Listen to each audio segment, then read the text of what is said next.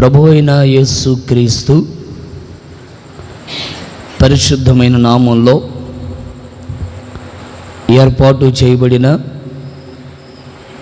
ఈ అక్టోబర్ మాసం మొదటి తారీఖున ఈ ప్రత్యేకమైన ప్రార్థన కూడికకి కూడి చేరువచ్చిన దేవుని బిడ్డలైన మీ అందరికీ నా హృదయపూర్వకమైన ప్రేమ వందనాలు, అందరికి వందనాలు, స్తోత్రాలు. ప్రభు మిమ్మల్ని అందరినీ సియోనులో నుండి ఆశీర్వదించునుగాక. హల్లెలూయా, హల్లెలూయా. ఒక చిన్న వాక్య భాగాన్ని ఈ ప్రత్యేకమైన కూడికలో నేను మీకు జ్ఞాపకం చేస్తాను. మనం ఆశీర్వాదకరంగా దీవెనకరంగా ఈ ప్రత్యేకమైన ప్రార్థన కూడికను మనం ముగించుకుందాం. బైబిల్ ఉన్న వారందరూ మీ బైబిల్ తెరచి 69వ కీర్తన భాగం, దావీదు రాసిన కీర్తన 69వ కీర్తన భాగం 17వ వాక్య భాగాన్ని చదవగా మనందరం విందాం.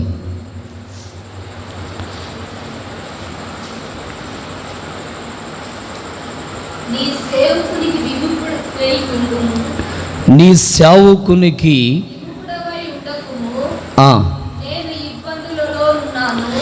నేను ఇబ్బందులలో ఉన్నాను, త్వరగా నాకు ఉత్తరమిమ్ము. చాలు.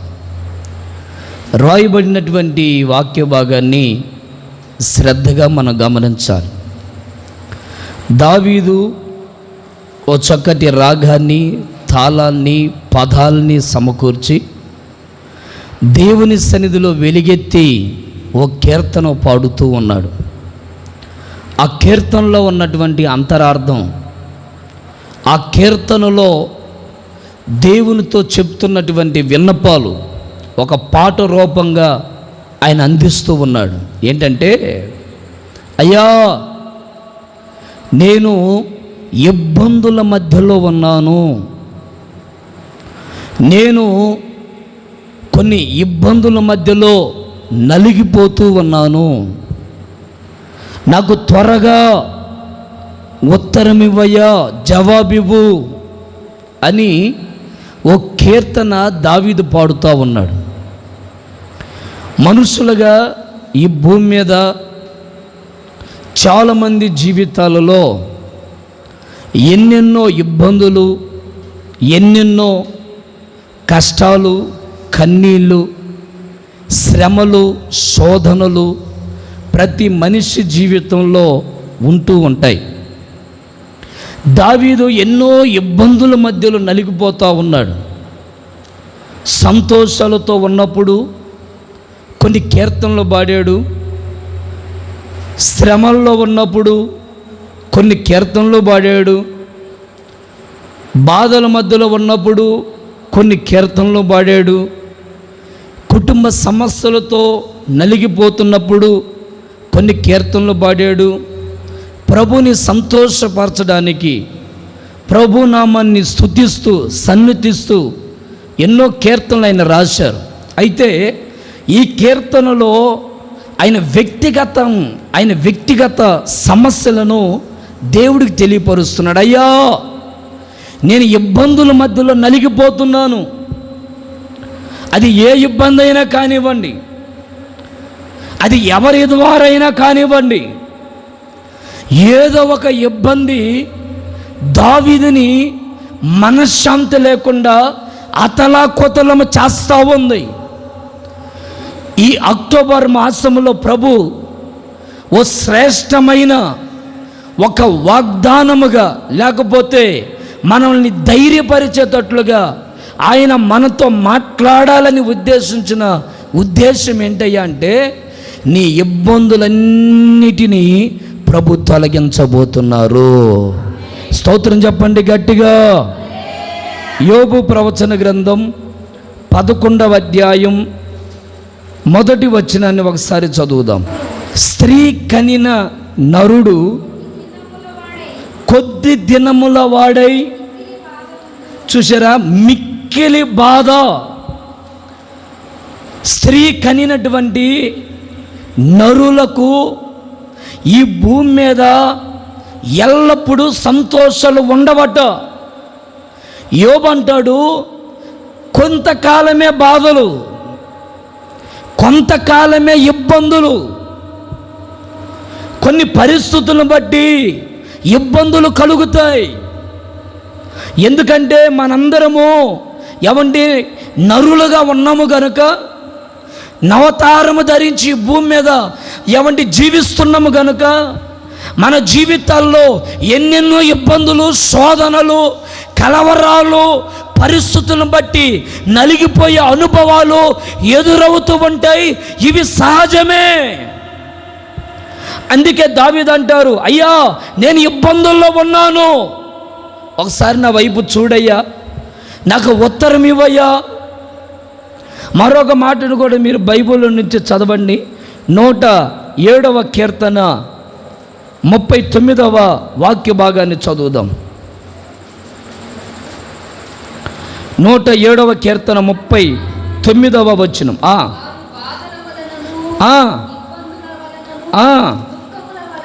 దుఃఖము వలన ఎలా అయిపోతున్నారట? బాధలు, ఇబ్బందులు మనిషిని ఏం చేస్తున్నాయ్యా అంటే బక్క సిక్కిపోయేటట్లు చేస్తున్నాయి. ఎలా ఉంటున్నారట? ఆ మాట మరొకసారి చదవండి. వారు బాధల వలన, చూసారండి, ఇబ్బందుల వలన, దుఃఖము వలన ఏమైపోతున్నారంటే బక్క సిక్కిపోతున్నారు, తగ్గిపోతున్నారు. కొందరి పరిస్థితిని చూస్తే ఎవండి కడుపు నుండి అన్నం తినలేరు. కొందరి పరిస్థితిని చూస్తే సంతోషముగా సమాజంలో నడిపించబడలేనటువంటి పరిస్థితులు. కొందరిని గమనిస్తూ ఉంటే ఏదో ఒక బాధ, ఏదో ఒక ఇబ్బంది, ఏదో ఒక దుఃఖము మనిషిని ఏం చేస్తుందో తెలుసా? బక్క సిక్కిపోయేటట్లు చేస్తూ ఉంది. ఈ రోజున ఎవండి 9 మాసాల నుండి నువ్వు ఏ బాధలతో, ఏ ఇబ్బందులతో, ఏ దుఃఖముతో నలిగిపోతూ వేదన పరచబడుతూ బక్క సిక్కిపోయావో, ఈ మాసములో ఒక దైవజనుడిగా నేను మిమ్మల్ని ఆశీర్వదిస్తున్నాను. ప్రభు మీ ఇబ్బందులన్నిటిని కొట్టివేయునుగాక, కొట్టివేయునుగాక. ఏవండి, ఒక అతను ఇంచుమించుగా బాగా కండలు తిరిగి దిట్టంగా ఉన్నాడు మనిషి. అతను చూస్తే ఏ బాధలు ఎవరో వీడికి అన్నట్లుగా కనబడుతున్నాడు.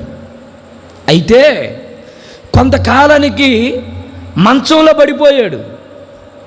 అక్కడున్న వాళ్ళందరూ ఆశ్చర్యపడిపోయారు, ఇదేంట్రా బాబు, ఆజానుబాములాగా ఉన్నాడు, గొలియాదులాగా హైట్, వెయిట్, అంత లావు, దిట్టము, కండలు, ఎంత బలిసినట్టుగా ఉన్నాడు.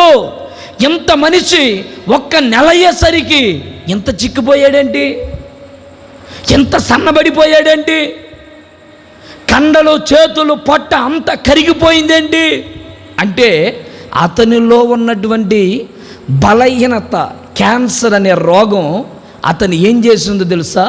మంచాలు పాలు చేసి, ఏవండి, ఎవ్వరు గుర్తు పట్టని వ్యక్తిగా సన్నగా, కరెంటు తీగలాగా సన్నగా అయిపోయి, జుట్టంతా ఊడిపోయి, మంచములో చావుకి కొట్టిమెట్టలాడుతూ అలాంటి భయంకరమైన పరిస్థితుల్లో ఉన్నాడు. 1 నెల రోజులు అయ్యింది.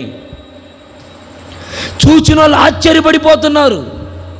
అరే, 1 నెల క్రితము చూస్తే ఎంత బాగున్నాడు, ఎంత సంతోషంగా ఉన్నాడు, ఎంత దిట్టంగా ఉన్నాడు, 1 నెలలోనే ఏమైపోయిందో తెలియదు.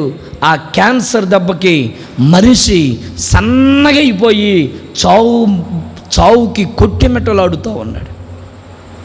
కొన్ని రోజులకు చనిపోయాడు ఆయన. నేను ఈ మాట ఎందుకు చెప్తున్నాను తెలుసా? కొన్ని ఇబ్బందులు, కొన్ని కష్టాలు, కొన్ని బాధలు, కొన్ని దుఃఖాలు నీకు తెలియకుండానే నువ్వు బక్క సిక్కిపోయేటట్లు చేస్తూ ఉన్నాయి, నువ్వు సతికిలు పడిపోయేటట్లు చేస్తూ ఉన్నాయి. నువ్వు కడుపున అన్నం తింటున్నావని నువ్వు అనుకుంటున్నావు, నేను మంచి బట్ట కట్టుకుంటున్నాను అనుకుంటున్నావు, సమాజంలో ఉన్నాను అనుకుంటున్నావు. కానీ ఆ ఇబ్బందులు నీకు తెలియకుండానే నిన్ను శోక సముద్రములోకి తీసుకుపోయి ముంచేస్తూ కఠినమైన కఠోరమైనటువంటి ఇబ్బందులు పాలు చేస్తూ, ఒకవేళ ఏ ఇబ్బంది నిన్ను నలగొడుతూ నలిగిపోతూ ఎవండి దుఃఖముతో కుంగిపోతూ వేదన పడుతూ మానసికమైన ఒత్తిడికి గురైపోయావో, ఈ అక్టోబర్ మాసంలో నా ప్రభుని ఇబ్బందులను కొట్టివేయబోతున్నాడు. ఈ అక్టోబర్ మాసములో నీకున్న ప్రతి ఇబ్బందుల్లో నుండి, నీకున్న ప్రతి ఇరుకుల్లో నుండి, నీకున్నటువంటి ప్రతి దుఃఖములో నుండి ఆయన కొట్టివేయునగాక, కొట్టివేయునగాక, కొట్టివేయునగాక, కొట్టివేయునగాక. ఆర్థిక ఇబ్బందులే కానివ్వండి,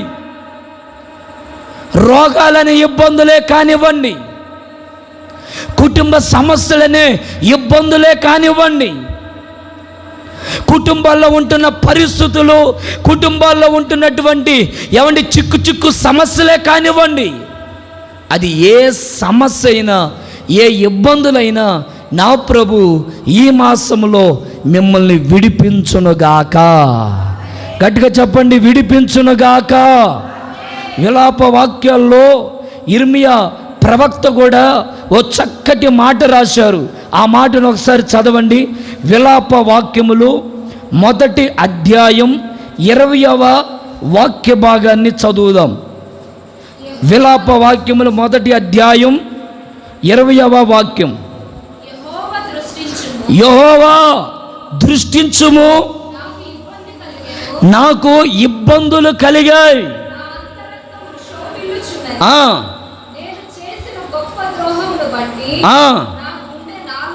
చూశారండి, నాలో ఉంటున్నటువంటి పరిస్థితులను బట్టి, నాలో ఉంటున్నటువంటి ఇరుకు ఇబ్బందులను బట్టి, నాలో ఉంటున్నటువంటి కన్యలను బట్టి, నాలో ఉంటున్న దోషం, ఈ ఇబ్బంది కలగడానికి కారణాలేంటో వినాలి శ్రద్ధగా. ఇబ్బంది కలగడానికి కారణాలేంటి? ఒక మనిషి ఎందుకు ఇబ్బందులు పడుతున్నాడు? ఒక మనిషి ఎందుకు ఇబ్బంది పడవలసి వస్తుంది? విలాప వాక్యములో రాయబడిన మాట, మనిషి తన చేతులతో చేసుకున్నటువంటి ద్రోహ కార్యాలు, అంటే పాపమును బట్టి ఒక మనిషి ఇబ్బంది పడుతున్నాడు. ఎందుకు ఇబ్బంది కలుగుతుందో తెలుసా? మొదటి మాట, పాపము వలన ఇబ్బంది. అందుకే భక్తుడు అంటాడు, నేను చేస్తున్నటువంటి గొప్ప ద్రోహ కార్యాన్ని బట్టి నా గుండె నా లోపల కొట్టుకుంటుంది. ఇది నా చేతులతో చేసినటువంటి ఒక పాపం. మనిషి ఈ రోజున ఎందుకు ఇబ్బందులు పాలైపోతున్నాడు తెలుసండి? అతడు చేస్తున్నటువంటి పాపం. పాపం అంటే ఒక స్త్రీతో వ్యభిచారం చేయడం కాదు.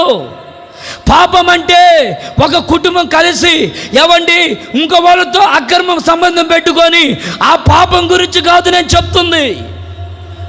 బైబిల్లో సమయాలు అంటారు, నేను ప్రార్థన చేయకుండా ఉండడమే పాపం. ఈ రోజున ఏ పాపాన్ని మూటగట్టుకొని ఇబ్బందులు పడుతున్నావు? 9 మాసాలు ఇబ్బందులు పడుతూ నలిగిపోతున్నావు. బైబిల్లో మనం చదువుకుంటా పోతే, ఒక తండ్రికి 2 కుమారులు ఉన్నారట. ఒక కుమారుడు, చిన్న కుమారుడు డబ్బుని పోగు చేసుకొని, ఆ డబ్బుని తీసుకొని వాళ్ళ స్నేహితులతో ఎంజాయ్ చేయడానికి వెళ్ళి పాపాన్ని కూడగట్టుకున్నాడు. అతడి గురించి బైబిల్ చెప్తున్న పేరేంటో తెలుసా? తప్పిపోయిన కుమారుడు అని. అంటే పాపం వైపు తిరిగి, లోకం వైపు తిరిగి, లోక ఆశల వైపు తిరిగి, లోక కోరికల వైపు తిరిగి, లోక ఆచారాల వైపు తిరిగి, ఆ పాపం అనే ఊబిలో ఊరేగుతూ మనశ్శాంతి లేకుండా ఇబ్బంది పడుతూ కడుపు నిండా అన్నము కూడా తినలేనటువంటి దౌర్భాగ్యమైన పరిస్థితుల్లోకి ఈ కుమారుడు వచ్చాడు. చూడండి ఒకసారి ఆ మాట, లూకా సువార్త 15వ అధ్యాయం 15వ వచనాన్ని ఒకసారి చదవండి. 15 ఆ దేశంలో గొప్ప కరువు వచ్చింది. చూశారండి, అతడు ఏమైపోతున్నాడట, ఇబ్బంది పడుతూ ఉన్నాడు. ఈ రోజున కుటుంబాలు కూడా ఏదో ఒక పరిస్థితిని బట్టి ఇబ్బందులు. నేనేమంటానో తెలుసా, కరువును బట్టి ఇబ్బందులు వస్తున్నాయి. అసలు ఈ కరువు రావటానికి కారణం దేశములో పాపం ఊరేగుతూ ఉంది. ఇర్మియా అంటారు, పాపము సంత వీధులలో నాట్యమాడుతూ ఉంది. ఆ పాపాన్ని చూసిన దేవుడు ఆ శాపం కుటుంబాల్లో కిటికీల్లో కూడా మరణం వినబడుతూ ఉందట. ఎక్కడ చూసిన మరణాలు, ఎక్కడ చూసినటువంటి పాపపు మచ్చలు, పాపపు ఊరేగితనం. ఈ పాపములో నుండి మనిషి ఖచ్చితంగా విడుదల పొందాలి. Praise the lord, praise the lord, hallelujah. ఆధ్యాత్మికమైన పాపం ఏంటయ్యా అంటే దేవుని సన్నిధిలో దేవుని వాక్యాన్ని చదవలేకపోవడం, ప్రార్థన చేయలేకపోవడం, క్రమముగా మందిరానికి రాలేకుండా పాపాన్ని మూటగట్టుకోవడం.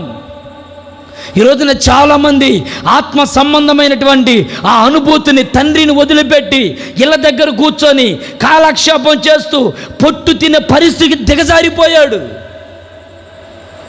తండ్రి సన్నిధిని వదిలిపెట్టేసి దేవుని మందిరానికి దూరం అయిపోయి లోక స్నేహంలో కలిసిపోయి పాపములో ఊరేగుతూ ఆ పాపపు ఒరవడలో అర్థం కాక జీవితం అంతా పాడు చేసుకున్నాడు. ఇబ్బంది పడుతూ ఉన్నాడట, ఇబ్బంది పడుతున్నాడని రాయబడింది. మరి నువ్వు ఏ ఇబ్బందులతో నలిగిపోతున్నావో ఈ రాత్రి పాపం వలన నీవు ఇబ్బంది పడుతున్నావని నీ పాపాన్ని నీవు దేవుని సన్నిధిలో విడిచిపెట్టుదువుగాక. స్తోత్రం చెప్పండి ఒకసారి గట్టిగా, స్తోత్రం చెప్పండి గట్టిగా. నీ పాపము యేసు నామములో సంపూర్ణంగా కొట్టివేయబడునగాక. ఈ పాపాన్ని తొలగించడానికే ప్రభు అయిన యేసుక్రీస్తు ఈ లోకానికి దిగొచ్చాడు. ఈ పాపములో నుండి మనిషిని విడిపించడానికే యేసు ప్రభు ఈ లోకానికి వచ్చాడు. ఏమండి, ఈ పాపపు రోత, ఈ అనుభవాల్లో నుండి ప్రజలను విడుదల కలుగ చేయడానికి ఆయన పరిశుద్ధమైనటువంటి రక్తాన్ని చిందించాడు. ఆ రక్తంతో కడగబడితే యేసయ్య నేను పాపిని ప్రభువా అని నువ్వు ఒప్పుకొని ఆ పాపము ఆయన రక్తం ద్వారా కడుక్కుంటే శుద్ధి చేయబడిన నీవు ఇబ్బందుల పాలు అవ్వవు అని బైబిల్ చెప్తుంది. ఈ ఇబ్బందులు, ఈ కన్నీళ్ళు, ఈ వేదనలు, ఈ బాధలు నీవు చేసుకునే తప్పులివి. ఈ 9 మాసాలు నీకు నచ్చినట్టుగా, నీకు మెచ్చినట్లుగా ప్రార్థన చేయకుండా, వాక్యము చదవకుండా, దేవుని సన్నిధికి ప్రాముఖ్యతనివ్వకుండా, నీకు నచ్చినట్లుగా పాపాన్ని కూడగట్టుకుందే చాలు. ఇకనైనా దేవునికి అప్పగించుకొని నీ పాపపు జీవితాన్ని పక్కన పెట్టి ప్రార్థనలో, ఆత్మీయతలో, భక్తిలో, ప్రార్థనలో వైరాగ్యంగా ఎదగడానికి మనము ఇష్టపడుదుమగాక. స్తోత్రం చెప్పండి గట్టిగా, హల్లెలూయా. 2 ద్వితీయోపదేశ కాండం 28వ అధ్యాయం 56వ వచనాన్ని చదవగా మనం విందాం. 28వ అధ్యాయం 56వ వచనం. ఈ గ్రామంలో నీ శత్రువులు నిన్ను ఇరుకుపరుచుట వలన. చూడండి, 2 ఇబ్బంది ఎవరి వలన కలుగుతుందయ్యా అంటే శత్రువుల వలన ఇబ్బంది. మనిషి జీవితంలో ఇబ్బందులు పడడానికి ఒకటి పాపమైతే రెండవది శత్రువులు. ఆత్మీయంగా శత్రువులు మనకి చాలామంది కనబడుతూ ఉంటారు. ఆత్మీయంగా, శారీరకంగా శత్రువులు చాలామంది కనబడుతూ ఉంటారు. ఎటు చూసిన శత్రువులు. ఒకే ఇంట్లోనే భర్త ఒక శత్రువు, భార్య ఒక శత్రువని, పిల్లలే ఒక శత్రువులు, తల్లిదండ్రులే ఒక శత్రువులు, బంధువులే ఒక శత్రువులు, నీ ఇంటి పక్కన వాళ్ళే నీకు ఒక శత్రువులు. రకరకాలటువంటి పరిస్థితులు అవి. ఆత్మీయంగా శత్రువు ఎవరో తెలుసా? నీ శరీరమే నీకు ఒక శత్రువు. నీ శరీరమే నీకు ఒక శత్రువు. రోగాల్ని కలుగు చేస్తూ, మానసికమైన లోకాశను పుట్టిస్తూ, ఆత్మ చల్లారిపోయేటట్లు నేత్రాశ, జీవపు డంబం, శరీరాశ, ఈ శత్రువులు నీ ఆధ్యాత్మికమైన జీవితాన్ని ఇబ్బందులు పాలు చేస్తూ ఉంటుంది.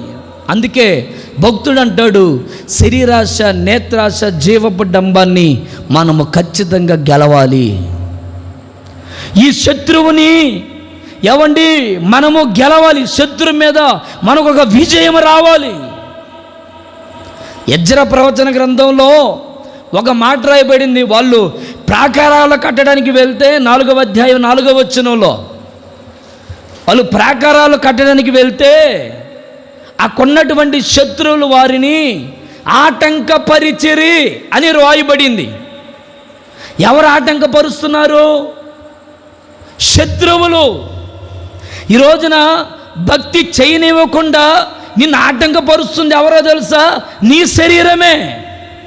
మోకాలు నొప్పులని, కాలు నొప్పులని, షుగర్ అని, బీపీ అని, థైరాయిడ్లని, తలనొప్పులని, రకరకాల రోగాలని నీ శరీరమే నీకు ఒక శత్రువు అయిపోయి మందిరంలో కూడా నేను కూర్చొనివ్వకుండా చేస్తూ ఉంది. మందిరానికి కూడా రానివ్వకుండా చేస్తూ ఉంది. మందిరములో గడపనివ్వకుండా చేస్తుంది. మందిరములో ఆయన మహిమను, ఆయన తేజస్సును అనుభవించనివ్వకుండా నీ శరీరము ఎంత దాడి చేస్తుందో నువ్వు గుర్తుపట్టలేనటువంటి పరిస్థితి. ఈరోజున చాలామంది కూడా ఈ శత్రు దాడికి అపజయాలు పాలైపోతున్నారు. అపజయాలు పాలు. కానీ యెజ్రా గురించి రాయబడింది, ఎంతమంది వారిని ఆటంకపరిచినా వారు వెనుకడుగు వెయ్యలేదు. గట్టిగా చప్పట్లు కొడుతూ దేవుని స్తుతిద్దాం. గట్టిగా హల్లెలూయా, హల్లెలూయా, హల్లెలూయా. నీ ఆత్మీయ జీవితంలో, నీ భక్తి జీవితంలో నువ్వు ప్రార్థనకు వచ్చేటప్పుడు ఎంతోమంది ఇబ్బంది పెడతా ఉంటారు. మొన్న నాకు అన్న అంటాడు నాతో, అయ్యా కుటుంబంలో ఏదన్నా కావాలంటే ఒక్కడ సహాయం చేయడు, కానీ తాగుబోతోడికి, తిరుగుబోతోడికి సహాయం వాళ్ళు ఏమన్నా నాకు ముందుకు ఒక 100 కావాలంటే వెంటనే ఇచ్చేస్తూ ఉంటారు. అదేం దరిద్రమో. ఎందుకంటే వాడు తొందరగా పాడవాలి కదా. సాతానుగాడి ఆలోచన అంతా అదే కదా. ఒరే తాగకుండా నీ ఇంట్లోకి ఏమన్నా 10 రూపాయలు దాచిపెట్టుకొని నిచ్చవాడు ఎందుకు ఉంటాడు? ఈ రోజున కుటుంబాలు పాడవడానికి కారణం ఏంటో చెప్పనా? ఇదే కదా, త్రాగుళ్లే కదా, కుటుంబ సమస్యలే కదా. కొంతమందిని దేవుని మందిరానికి వస్తూ ఉంటే ఆటంకపరుస్తూ ఇబ్బందులు పడుతూ ఉంటారు. అదే కానీ సినిమాలు చూస్తూ, లోకాశలు పడుతూ, ఆడపిల్లలు వ్యంగ్యంగా మాట్లాడుతూ, ఆడపిల్లలతో అసభ్యకరమైన ప్రవర్తన చేస్తుంటే నవ్వుకుంటూ ఉంటారు. దేనికి నవ్వాలో, దేనికి నవ్వకూడదో అర్థం కానటువంటి లోకం. ఇలాంటి ఈ పాపపు లోకములో నిన్ను భక్తి చేసేటప్పుడు కూడా అబ్బో బైబిల్ పట్టుకొని వెళ్తుంది పెద్ద భక్తురాలు, ప్రార్థనకి వెళ్తుంది, ఎన్ని మాట్లాడతారో, ఎన్ని ఇబ్బందులు పెడతా ఉంటారో. ఒక సహోదరుడిని ఏంటన్నా నువ్వు ప్రార్థనకి రావట్లేదంటే ఆయన అంటాడు, పాస్టర్ గారు నాకు తాగడానికి నన్ను బాగా ప్రోత్సాహపరుస్తున్నారు, మందిరానికి రావాలంటే అందరు ఎగతాళి చేస్తూ అడ్డుపడుతున్నారట. ఎట్టబోతావురా మందిరానికి? నువ్వు ప్రార్థనకి ఎందుకు పోతావురా? మన కులం ఏంది, మన మతం ఏంది, మన వర్గం ఏంది, మన జాతి ఏంది? నీ కూరగాయలు అమ్మేవాడు ఏ కులం? నువ్వు ప్రయాణం వెళ్ళేటప్పుడు బస్సు, లారీలు, ట్రైన్లు, ఆటోలు నడిపేవాడిది ఏ కులం? పండించే రైతుది ఏ కులం? అవన్నీ కావాలా? కానీ మందిరాలకు వెళ్ళేటప్పుడు, భక్తి చేసేటప్పుడు కుల ప్రస్తాపనలు. ఈ రోజున కులాలకి ఒక సంఘం అయిపోయింది. మమ్మల్ని కాదని ఆ కులానికి వెళ్తావా? అక్కడున్న మందిరానికి వెళ్తావా? క్రైస్తవులు కూడా ఇబ్బందులు పెడుతున్నారు. అన్యులు ఇబ్బందులు పెడతా ఉండడం ఒక ఎత్తు అయితే, క్రైస్తవులు కూడా ఇబ్బందులు పెట్టడమే. యేసు ప్రభు నమ్ముకొని యేసయ్య మార్గంలో నడిపించబడుతున్నటువంటి ఒక భక్తుడు కూడా నువ్వు ఏ కులం, మన కులం కాదని వెళ్తావా? ఎన్ని ఇబ్బందులు. ఒక ఆయన నాకు 2 రోజుల క్రితం అనుకుంటాను ఫోన్ చేశాడు. ప్రార్థన చేయండి అన్నయ్య, ఫేస్బుక్లో మీ ఫోన్ నెంబర్ చూశాను అన్నాడు. అంతవరకు బాగానే ఉంది. ప్రార్థన చేశాను. అబ్బా మీరు మంచిగా చెప్తున్నారు అని అన్నాడు. సంతోషమయ్యా అన్నాను. ఏ ఊరు అన్నాడు. పలానా పల్లెటూరులో సేవ చేస్తున్నా. అబ్బా చాలా గొప్ప పరిచర్య అన్న, అది ఇది అన్నాడు. అదే కానన్నా మరి మీరు ఏంటోళ్ళన్నా అన్నాడు. నాకు ఇంకా భయంకరం కోపం వచ్చింది. ఏంటోలైతే నీకెందుకురా బాబు, మనందరం ఎవరిటోళ్ళమే, ఏ సైట్ వాళ్ళం మనం. ఏంటోళ్ళమేంటి పిచ్చి అనబట్టిందే, ఎవరు నీదన్నా? మా రాజమండ్రి అన్నాడు. పెట్టే ఫోన్ పెట్టాయి. సైతను పట్టినందు దేవుని పెట్టావా లేకపోతే నువ్వు పిచ్చాచివరా నువ్వు? ఇదే అన్నా, నువ్వు సైతను పట్టినట్టుంది నీకు. కుల ప్రస్తాపన ఏంటి ఈ రోజున? అంటే కులమైతే, మన కులమైతే ఒకసారి వచ్చి పోదామని. ఆయన కులమైతే ఒకసారి వచ్చి చూసి విజిటింగ్ చేసి పోతాడంట ఆయన, లేకపోతే రాడంట. చూసారా పరిస్థితులు ఎట్టనయో? కులాలకు ఒక పాస్టర్, కులాలకు ఒక సంఘం ఇబ్బందులు పరచడం, ఇదంతా ఒక ఇబ్బంది అయితే, ఇంట్లో కొన్ని ఇబ్బందులు. భర్త ద్వారా ఇబ్బంది. మందిరానికి బైబిల్ పట్టుకుపోయేటప్పుడు వస్తాడు కూర తీసుకొని. కూర వండాలా, నువ్వు పోవాలా? ముందు నుంచి ఏం చేస్తున్నావంటే, ముందు కాదు ఇప్పుడు వండాలి, నువ్వు పోవాలి. వండుతావా పోతావా అంటే వాడు దేనికి ఇబ్బంది పెడతాడు? మందిరానికి బానివ్వకుండా చేయడానికి ఇబ్బంది పెడతా ఉంటాడు. చూసారండి, శత్రువుల ద్వారా ఎన్నెన్నో ఇబ్బందులు. ఆత్మీయంగా సమయం లేదు కనుక నేను ఎక్కువగా వివరించలేకపోతున్నాను. కానీ చాలా ఇబ్బందులు మనుషుల ద్వారా, బంధువుల ద్వారా, స్నేహితుల ద్వారా, రక్త సంబంధికుల ద్వారా, గ్రామస్తుల ద్వారా, పెద్దల ద్వారా రకరకాల ఇబ్బందులు.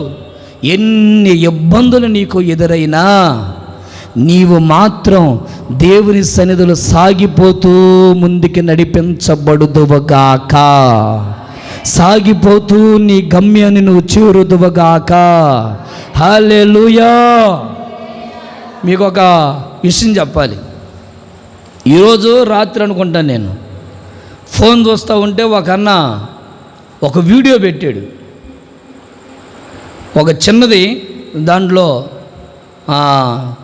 ఒక ఇక్కడి నుంచి ఇదిగో అంత దూరం, ఇంత దూరం ఒక ఆయన కుందేలు, ఒక తాబేలు, ఈ 2 తీసుకొని వచ్చి దాంట్లో వదిలేడు. ఏది ముందెలుద్దా అని. చిన్నప్పుడు కథ ఉంది అది, స్కూల్ పిల్లలకు కూడా, తాబేలే గెలుచుద్దని. నేనేమనుకున్నానంటే ఇప్పుడు వదిలేడు కదా, అప్పుడు ఎవరు చూశారు, ఇప్పుడు చూద్దామని నేను అందరూ చాలా ఇంట్రెస్ట్గా చూస్తున్నా. కుందేలు భలే స్పీడ్గా వెళ్తుందని దాన్ని వదిలిన వెంటనే భలే పరిగెత్తి ఇక్కడ ఆగింది. ఎంతమంది పోపు అని తోగ్గదిలేస్తున్నా, అది అసలుకి ముడుక్కుంటుంది కానీ పోవట్లా. ఈ తాబేలు ఉంది, వదిలిన వెంటనే దాని బయటకు అది పోతా ఉంది. అసలు ఒకరు కూడా నెట్టట్లా. తాబేలు పోతుంది, కుందేలు పోపో, దాన్ని కుందేలు నెడుతున్నా, అది ముందుకెళ్ళడం ఆగడం. నాకు ఇంట్రెస్ట్గా చూస్తూ ఉన్నా, అసలు ఎవరు గెలుస్తారో చూద్దామని. విచిత్రం ఏంటంటే తాబేలు వెళ్ళిన దాకా ఈ కుందేలు అలలా. అంటే దీనికి ఏంటంటే, ఈ కుందేలుకున్న స్వభావం ఏంటంటే, ఎవరన్నా ఏమన్నా అంటారేమో, ఎవరైనా ఏమన్నా అని అది కొద్దిగా వాళ్ళు కేకేస్తున్నారే, వీళ్ళు కేకేస్తున్నారే, వీళ్ళు నెట్టబోతున్నారు, ఏమంటారో వాళ్ళందరూ ముందు నుంచున్నారే. దీనికి ఏంటంటే అటు ఇటు చూసే బుద్ధి. ఈ తాబేలకంటవా అసలు దానికి సంబంధమే లేదు. ఎవడు ఏదైనా గొనగని సనగని ఏడవని కింద పడి బొల్లాడిని, దీని పాటికి ఇది చిన్నగా పోతా ఉంది. Praise the Lord. మన ఆత్మీయ జీవితంలో కూడా అటు ఇటు చూడకుండా వాళ్ళ ఇళ్ళ మాటలు పట్టించుకోకుండా నమ్మకంగా తలదించుకొని దేవుని వైపు చూస్తూ ముందుకి కొనసాగించబడుదువుగాక.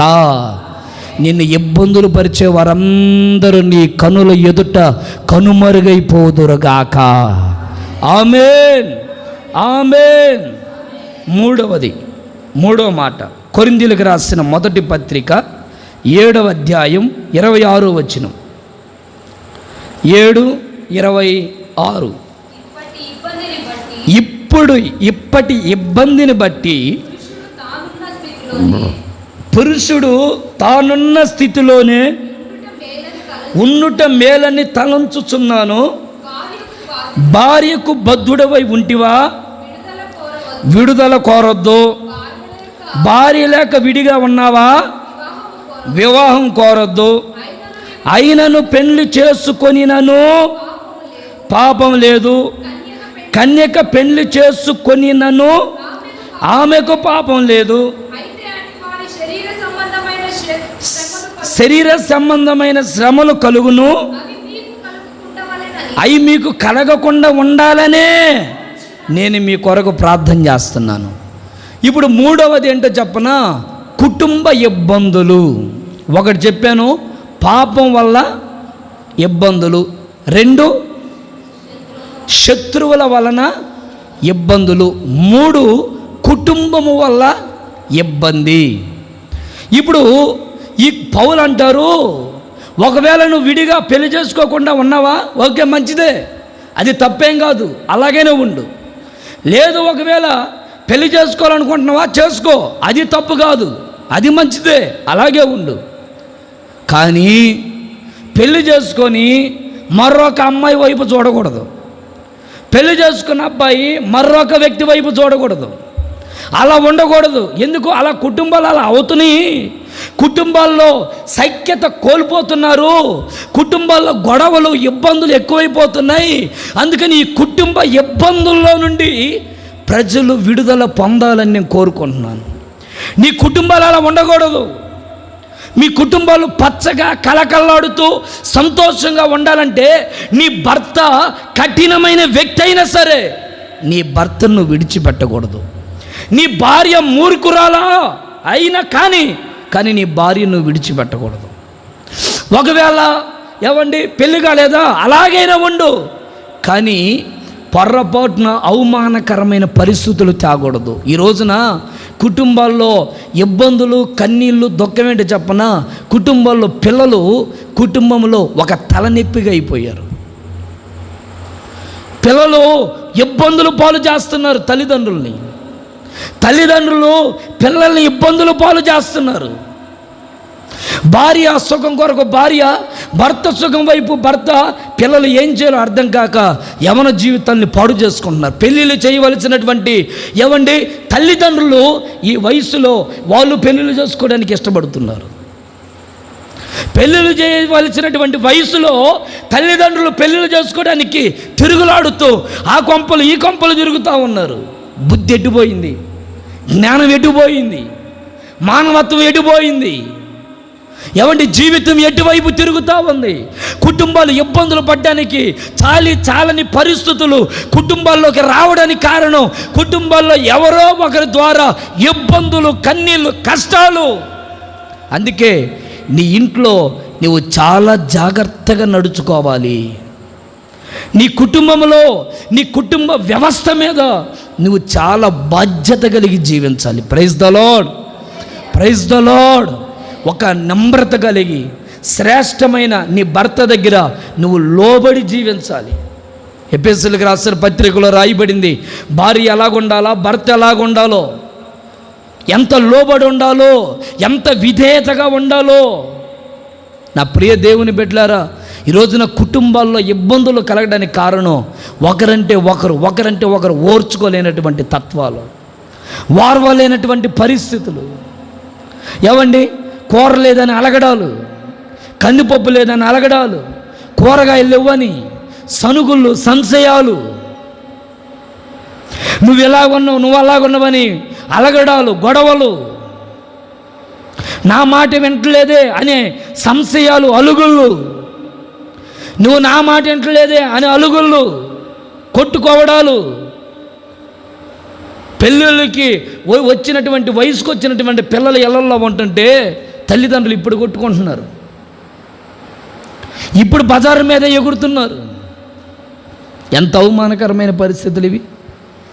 అందుకే పౌలు అంటాడు, నువ్వు కుటుంబ ఇబ్బందులతో బాధపడకూడదు, కుటుంబ సమస్యలతో నువ్వు బాధపడకూడదు, నీ కుటుంబ ఇబ్బంది రోడ్డు మీదకి రాకూడదని నీ కొరకు నేను ప్రార్థన చేస్తున్నాను. సంగమా, కొరింథీలో ఉన్న సంగమా, మీకు ఒక హెచ్చరిక, జాగ్రత్త. కుటుంబ సమస్యలను బట్టి ఇబ్బందులు పడద్దు, జాగ్రత్తగా నేర్చుకోండి.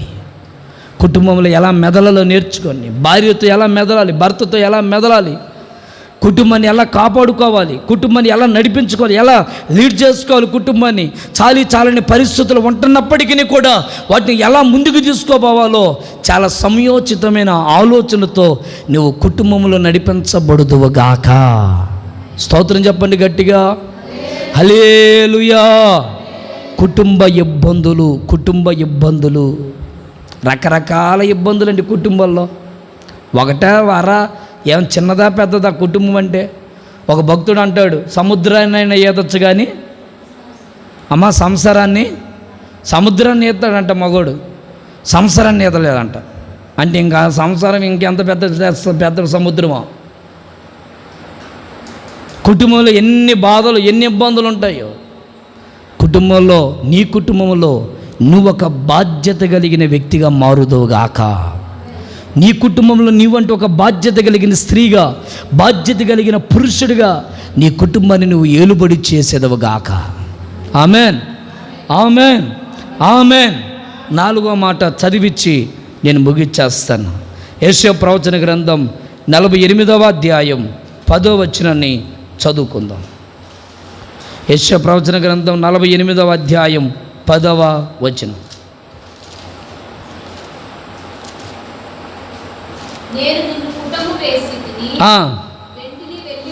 వెండిని వేసినట్లు కాదు, ఇబ్బంది కొలిమిలో నిన్ను. చూసారా? 4వది ఏంటంటే ఇబ్బంది. ఏ ఇబ్బందో తెలుసా? పరీక్షించే ఇబ్బంది, పరీక్ష. యేసయ్య పరీక్షిస్తాడు, సాతానుగాడు శోధిస్తాడు. చాలా జాగ్రత్తగా వినాలి ఈ మాట. అయ్యో యేసయ్య మమ్మల్ని శోధిస్తున్నాడే, యేసయ్య మాకింత పెద్ద శోధన పెట్టాడే. యేసయ్య శోధన పెట్టడు, యేసయ్య పరీక్షిస్తాడు, సాతానుగాడు శోధిస్తాడు. పరీక్ష ఎందుకు? పాస్ అవ్వడానికి. పరీక్షలు ఎందుకు జరుగుతాయి? ఒక శ్రేష్టమైన ఉత్తీర్ణులు వాళ్ళకు మార్చబడాలని. బాగా చదివే పిల్లలు ఒక 1/2 మార్కులో జాబు మిస్ అయితే వాళ్ళ బాధ ఎంత వేదనగా ఉంటుందంటే దాన్ని వర్ణించలేనంత వేదన. అయ్యో ఇన్ని సంవత్సరాలు నేను కష్టపడ్డాని, 1/2 మార్కులో పోయిందే, 1/2 మార్కులో పోయి ఆ బాధ గుండెలు పిండేసినట్టు ఉంటుంది. అదే కానీ ఒక విజయం వచ్చిందనుకోండి, ఊరంతా సందడి చేస్తారు. పరీక్షలో విజయం కలిగితే, అదే పరీక్షలో ఓడిపోతే, అదే పరీక్షల్లో కొని అలసిపోతే ఎంతో బాధ, నరకం. యేసయ్య మనల్ని పరీక్షించే కాలం ఇది. ఆయన మనల్ని కొద్దిగా పరీక్షలు జరిగేటప్పుడు, ఇప్పుడు పిల్లలకు పరీక్షలు జరిగేటప్పుడు టీచర్లు ఏం చేస్తారండి? వాళ్ళని కొద్దిగా ఇబ్బంది పెడతాను. రే చదువులే, పుస్తకం చదువు అంటూ ఉంటారు. అది వాళ్ళకి కొద్దిగా ఇబ్బందిగా ఉంటుంది. ఉదయాన్నే 4 గంటలకు లేపుతున్నాడు ఇంత స్తోత్ర ప్రార్థనగా, అది కొద్దిగా ఇబ్బందిగా ఉంటుంది కదా. ఉదయాన్నే లేపామనుకోండి, అది కొద్దిగా కష్టంగా ఉంటుంది. ప్రార్థన చేసుకున్నామ్మా, లే నిద్రపోతున్నాలే అన్నామనుకో, అది కొద్దిగా ఇబ్బందిగా అనిపిస్తుంది. కానీ వాళ్ళు చదివితే కదా పాస్ అయ్యేది. కొన్నిసార్లు వాక్యం మనకి ఇబ్బందిగా అనిపిస్తుంది. అమ్మో ఇంత గట్టిగా, ఇంత సూటిగా, నాతోనే ఏంది పాపం గురించో లేకపోతే హెచ్చరికలు నా గురించో మాట్లాడుతున్నట్టుగా అనిపిస్తుంది. మనకు కొద్దిగా అది ఇబ్బందిగా అనిపిస్తుంది. కానీ మనం ఇబ్బంది పడడానికి కాదు, అది మనం పరీక్షల్లో గెలవడానికి. Praise the Lord. మనం కొంచెం ప్రోత్సాహపరచబడ్డానికి. దైవజనుడు కూడా కోరుకునేది ఎందుకయ్యా? మిమ్మల్ని ఇబ్బంది పెట్టాలని కాదు దైవజనుడు బాధ. మీరు పరీక్షల్లో పాస్ అయ్యి ప్రభు ఎదుట నిలబడాలి. మనం ప్రైజ్ ద లార్డ్. ప్రభు ఎదుట నిలబడే ఈ ఇబ్బందులు ఎన్న తగినవి కావంటాడు పౌలు. ఈ ఇబ్బందులు ఎంతో కాలం ఉండవు, కొంతకాలమే. అరే సంవత్సరం అంతా బడి జరిగితే ఎన్ని రోజులు ఎగ్జామ్లు జరుగుతాయి? ఏమండి, పిల్లలకి సంవత్సరం అంతా బడి జరుగుతూ ఉంటుందా? వాటిలో ఎన్ని రోజులు ఎగ్జాములు? సంవత్సరానికి 1-2-3 ఎగ్జాములు. అవి కూడా ఎన్ని రోజులు ఉంటాయి? నెలలు ఉంటాయా? ఒక 5 రోజులు, ఒక 4 రోజులు, అంతే.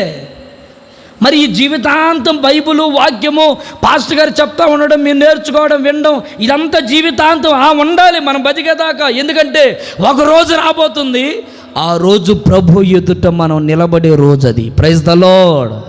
ఆ రోజున నీవు నిలబడినప్పుడు, ఆయన ఎదుట పొటమ వేయబడినప్పుడు, ఆయన ఎదుట నువ్వు శుద్ధ సువర్ణముగా మార్చబడి ఆయన ఎదుట నిలబడినప్పుడు నువ్వు ఎక్కడుంటావో తెలుసా? ఆయన కుడి పార్శ్వన కూర్చున్నప్పుడు ఏమండి, ఆ సంతోషము, ఆ వర్ణ తీరణ అంతగా ఎంత ఆహ్లాదకరముగా ఉంటుందంటే దాన్ని వర్ణించలేనంత సంతోషం. ఎందుకంటే ఆనందమే వేరు. ఆయన కుడి పార్శ్వన కూర్చునే భాగ్యం కలుగుతుంది. లేదంటవా, పరీక్షలో ఓడిపోయామా, బడికి పోకుండా ఎగ్గొట్టి తిరుగుతూ, ఏమండి ఆ బొంకుల దగ్గర ఈ బొంకుల దగ్గర తిరుగుతూ, ఎగ్జామ్ రాసే టైంకి పెన్ను పేపర్ పట్టుకుంటే ఏమీ రాదు, వాల్ సైడ్ నోరు తెరుచుకొని చూడటం తప్ప. ఫెయిల్ అయితే ఏం జరుగుతుందో చెప్పనా? నరకం అనే యమగుండంలో పడిపోతావు. నరకం ఎట్లుంటుందో తెలుసా అండి? భయంకరమైనటువంటి ఘోరంగా ఉంటుంది. ఒక్క అరగంట నెట్ట మధ్యాహ్నం రోడ్డు మీద నిలబడి, కాళ్ళకు చెప్పులు లేకుండా నిలబడి మంచి ఎండలో ఒక అరగంట నిలబడితే ఎట్లుంటుంది? కళ్ళు గిల్లని ఆడకాడ తిరిగిపోయి తిమ్మరపోయింది మైండ్ అంతా. ఒక 5 నిమిషాలకి మంచి ఒక పెద్ద మంట ఒకటి వేస్తే అంత దూరం పోయి ఆ మంట దగ్గర నుంచుంటే సెగ తగులుతూ ఉంటే ఎట్లుంటుంది కదండి? సెగకే అబ్బో ఇంత పెద్ద సెగ వస్తుంది ఏందని అనిపిస్తుంది. రేపటిదన్న పరీక్షలో ఫెయిల్ అయితే దాంట్లో పడేస్తాడు దేవుడు. నీకు కాలుతా ఉంటావు,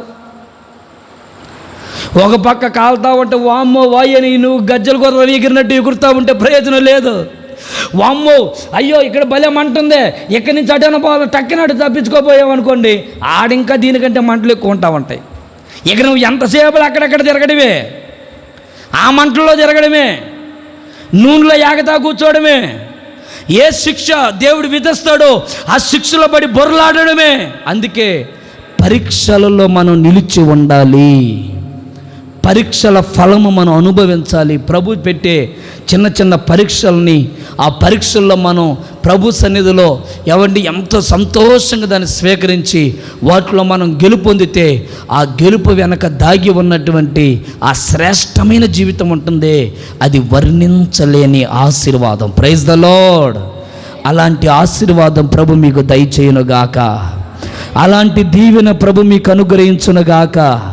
అలాంటి ఆశీర్వాదం ఇవ్వడానికే, అలాంటి పరీక్షలు పెట్టడానికే దైవ సేవకులు దేవుడు ఇక్కడ నియమించింది.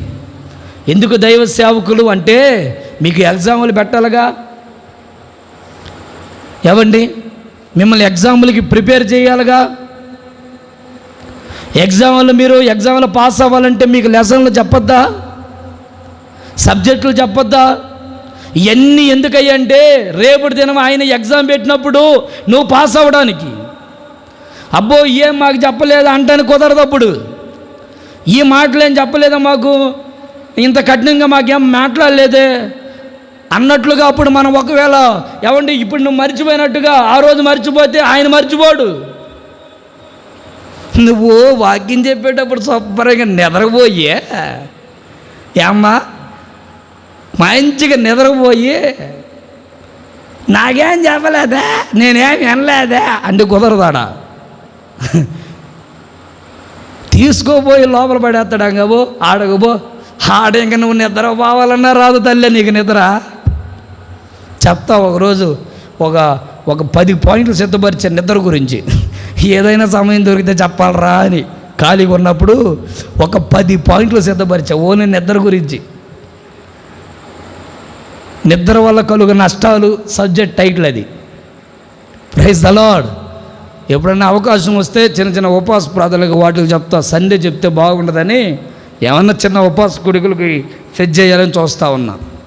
ఎందుకంటే నిద్ర పరలోక రాజ్యాన్ని తీసుకోపోకుండా అడ్డుపడుతుంది. చాలా జాగ్రత్తగా ఉండాలి. Praise the lord, praise the Lord. 4 ఇబ్బందులు చెప్పాను. నిలబడండి. ఇబ్బంది వచ్చిందని బాధపడ మాకు. ఎందుకు ఇబ్బంది వచ్చిందో పరీక్షించుకో. ఎందుకు ఈ సమస్య వచ్చిందో ఆలోచించేయి. అయ్యో దేవుడు ఎందుకు ఇలా చేసాడని బాధపడ మాకు. అయ్యో నా కుటుంబం ఎందుకు ఇలా అయిందో అని దుఃఖపడ మాకు. పరిష్కారం ఎతుకు. ఒక జ్వరం వచ్చిందండి, ఆ జ్వరానికి మెడిసిన్ కనిపెట్టారు. మలేరియా, రకరకాల జ్వరాలు వస్తే జనాలు చనిపోతుంటే వాటికి సరైన ట్రీట్మెంట్, మంచి మందులు కనిపెడతా ఉన్నారు. ఎందుకు? ఒక సొల్యూషన్ లేకపోతే ప్రజలు చచ్చిపోతారు. చేనేసారు, పంట తెగులు వచ్చింది, మందు చల్లుతూ ఉన్నారు. దేనికి? లేకపోతే మందు చల్లకపోతే చేనంతా అలాగే పురుగు పట్టి చచ్చిపోయిద్దని. ఆ ముందు ఏంటో కనిపెట్టు నువ్వు. అదే దేవుని వాక్యం, అదే యేసయ్య. ఆ యేసయ్యని వేడుకో. ప్రభువా, నా ఇబ్బందుల్లో నుంచి నన్ను విడిపించి, ఇబ్బందుల్లో నుంచి నన్ను తప్పించి. అందుకే దావీదు అంటాడు, ప్రారంభంలో చెప్పాను, దావీదు అంటాడు, అయ్యా నేను ఇబ్బందుల్లో ఉన్నానయ్యా, త్వరగా వచ్చి నాకు ఉత్తరం ఇయ్యయ్యా. Praise the lord. ఆయన త్వరగా వచ్చి మన ప్రతి ఇబ్బందులు కొట్టివేయునుగాక. ఆమేన్. అందరు లేచి నిలబడండి, ప్రార్థన చేసుకుందాం.